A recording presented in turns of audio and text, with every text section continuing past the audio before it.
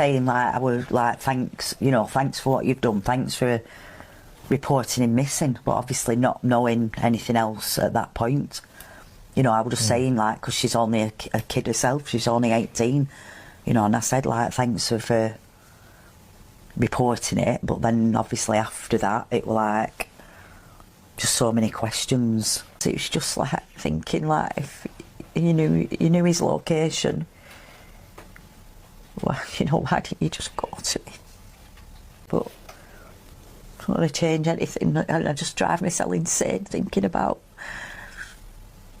why didn't she ring me straight away? She was that worried, and she was ringing the police at that point. Why didn't she ring his mum? Because she knows that the bond that me and Jay, she knew the special bond that me and Jay are. What never made sense to me is why Lucy would call Ayub a stranger. See, Lucy said to us that she only had met Ayub that day and he was a stranger. But then Ayub confirms that he knew them for 3 days, which is a slight contradiction because I have proof that he said he's good mates with Jay's mate. Now, the only person that could be is Brandon. So therefore, if that person is Brandon, how would Lucy, who is close friends with Brandon, not know who Ayub is? How would she have not met Ayub before that night? Now, Ayub mentioned that he knew them for 3 days. Now, the only way that would be possible is if he was waiting for Jay at the airport, because Jay wasn't even technically there for 3 days before he went missing. How did you know them for 3 days? And if you did know them for 3 days, is how comes Lucy only met you that night? Now, it seems to me Lucy was not only distancing herself from what happened to Jay, but she was also covering for someone. This is the reason why she started lying when she delivered her initial interview. The one who felt it the most was Lucy, do you know what I'm saying? The one that felt it the most was Lucy. What about Brad? And like through like all that high pressure and all of that, and like, do you know what I'm saying? Like high pressure, media, I guess. Might have said something that was out of line, and I was like, what the fuck are you on about? That's not fair. Like, do you know what I'm saying? And maybe you had like a little tiff, but wow. So this is a girl that you claim you don't know. She might have said something that was out of line and you had a little tiff. Or was that just delusion? Are you just making that up? I mean, which one is it? So she said something that was out of line. I'll tell you what she said that was out of line. She said that you were strangers. That's what was out of line. She said that he went to the mountains with 2 strangers, when really and truly Lucy knows Ayub, but she was trying to avoid implicating Ayub. She didn't want to say, oh yeah, I know them and he's gone to the... She didn't want to say that because why? She knew that Jay was dead. She knew Jay was dead. Otherwise, she wouldn't have said you were strangers. She would have said, oh, we were all together as friends and he just wandered off. It's an easier narrative. But Lucy instantly distanced herself from Ayub and that. Why? Because she knew Jay was dead. And that's the reason why she had the screenshots. She's the one that probably got the screenshots because she wanted to ensure that Jay was found and taken back to Lancashire. But at least he's told the truth about something, because Lucy was probably the one that was feeling it the most. And Lucy knew everything. Lucy knew the truth from the get-go. And that's the reason why she distanced herself from Ayub and the rest of the guys. And she's never come out and rectified that. She's never come out and said, you know what? I do know them. No, she's never said that. In fact, Ayub in this has tried to cover up for her to a degree because he threw her under the bus by saying, no, they're all my mates. He's tried to cover up for her to a degree by saying, I've only known her for as long as I know Jay. But that's BS, because if you're Brandon's guy, which you definitely are, then you're Lucy's guy. Because them two come... So it turns out the original founder, my source's friend, founded the CAF and invested in the CAF in 2021. I think they've come to some sort of agreement, some sort of partnership. And only 2 years later, around October/November time, have they agreed to bring Potter Paper in. So Potter Paper had no involvement in the CAF for the first couple of years. Allegedly, this is what my man's telling me. So whatever's happened now behind the scenes, Potter Paper and Danny have low-key just tricked my man out of his position. And they've kind of bullied him out of the CAF. My man's telling me that from the first couple of months of Potter Paper being there, the CAF made like a $250,000. But they've obviously, as I said, they've tricked my man out of his position. They're not rating his thing. They're trying to like push him out of the scene, and they haven't paid him nothing. They're not paying him. They're trying to replace his staff. They're trying to change his name on the lease and whatnot, and the building and the paperwork and all this shit, all the lawyer stuff. But I'll get into that in a minute. But they're basically trying to muscle him out. For where the problem lies is that because my man invested early, anything to do with like police or paperwork or laws and things like that, it's in my man's name, innit? It's alleged that, and I'm hearing that Potter and this Danny Donny or whatever, these other men who are trying to muscle their way in, have involved this girl called Lucy. I don't know if Lucy's one of their managers or something, but I hear this name Lucy flying around a lot, especially around Tenerife, especially with everything that's been going on in the news. I don't actually know specifically who Lucy is.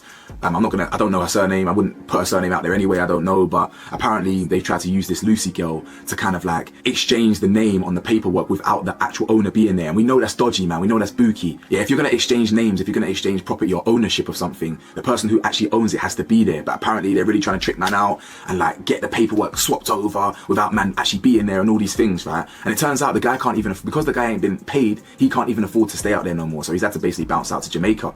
And the guy that I'm talking to had to send him peas just to come back to England because their man owe him peas. They owe him like 30 bags probably. So as I said, these men have tried to do the sneaky thing by going around solicitors, getting this Lucy girl involved, trying to swap paperwork. Lucy, when she was describing what had happened to Jay, said a few things that if I were talking to the police officer, would have said, here's word for word what she said, but I don't think that's what she means.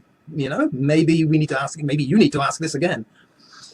The two big ones I remember from Lucy were talking about Jay. She said, don't ask me which interview, ITV, Sky, I can't remember. She said, he has no phone. He doesn't have a phone. Something like that. It was, he has no phone. Now, that's a red flag. Because if I translate that, you know, to the officer, let's say he's French, il n'a pas de téléphone. He doesn't have a phone. The officer will note that down.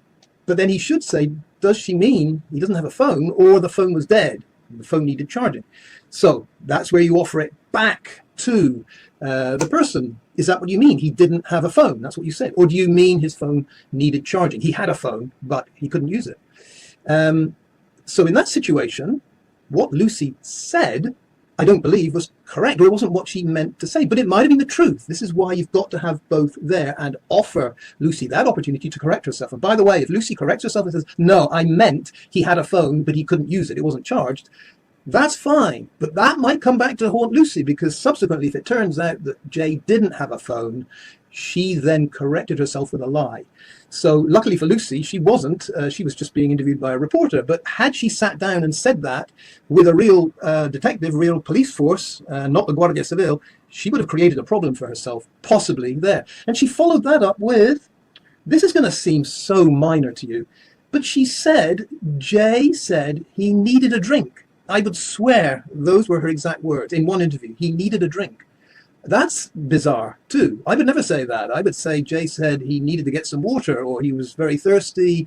This whole needed a drink. It made me think, did she hear that correctly? Is that exactly what he said? I mean, I might say on a Friday afternoon, God, I need a drink. I don't mean I actually need a bottle of water right now. I mean, I need to go to the pub and relax.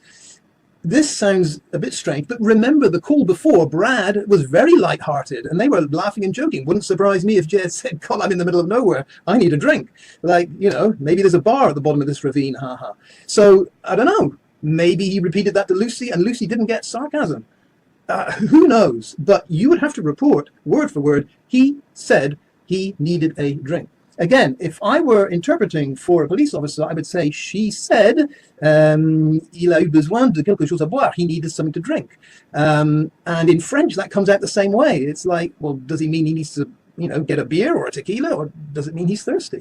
You can't assume, especially, I'm sorry, with teenagers who are not very good at picking up on sarcasm. They are with each other, but sometimes when an adult gives a sarcastic response or question, teenagers aren't great with that.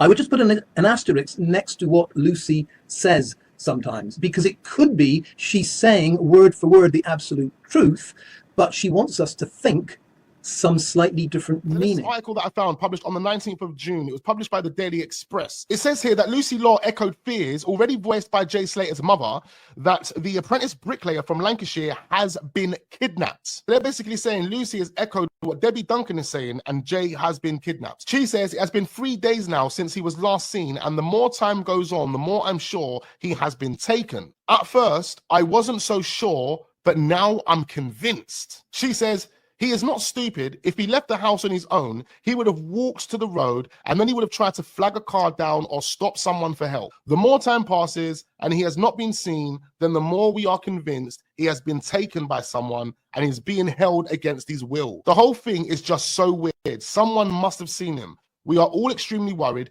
and the more it goes on, the more dodgier it looks. I just think the fact that no one has seen him makes it all the more sinister. Now, that's exactly what Lucy told the Daily Express. This is the same person that said he went to the mountain with 2 strangers. She claimed she doesn't know these people. She also said in another statement that she was concerned that the police had let Ayub and the other person leave Tenerife because she believes the UK police need to interrogate them. Or maybe, just maybe, that's what Ayub was meaning when he said him and Lucy had a little tiff at the beginning. Because what could they possibly have had a tiff about? But at this moment in time, we've got not only Lucy distancing herself from the situation, but she's also letting us know that it's a serious situation and that the UK police need to be involved. And as days go by, it looks dodgier and dodgier. Now, after 2 or 3 days, why would Lucy and the mum still believe that? Especially if Ayub would have come out and spoken. If Ayub would have went to the police station and had conversations with the police at that point, why would Lucy still feel that way after 2 to 3 days? Why would she still be saying that to the press? 72 hours since you spoke to Jay. Well, it's actually even been longer than 72 hours now. It was 72 hours at 8:30 this morning, and obviously that's a long time to be going without food, without water. And I just think with the amount of time that's gone by, I feel like a little bit more could have been done on the authorities' part over here. But yeah, it's been awful. Honestly, I've never been so worried in my life. Like, it's just the unknown as well. Like, you literally just, you don't know what's happened. You don't know where he's gone. Like, his last drop pin wasn't even on a road. Like, there's a reason he's gone off road, I think. Like, why has he not carried on the path? He's not a stupid boy. Do you know what I mean? Like, he would have stayed on the road. Like, it was at 8 a.m. as well. So, well, just after 8 a.m. So that's like the perfect time. It's not cold at night. It's not midday heat. So there's hikers, there's tourists, there's photographers. Like, there's like people around. He's not stupid. He would know to stay on the road, and then he'd walk past someone and say, look, sorry, I'm lost. Like, I understand there's like the language barrier with some people, but someone would have been able to speak English. He would have been able to communicate efficiently to let them know that he had no phone, he had no water, and he was stuck up here. Like, why has he gone off the road? Like, there's unanswered questions. All I hear is waffle, more waffle, and extra waffle with some syrup on top.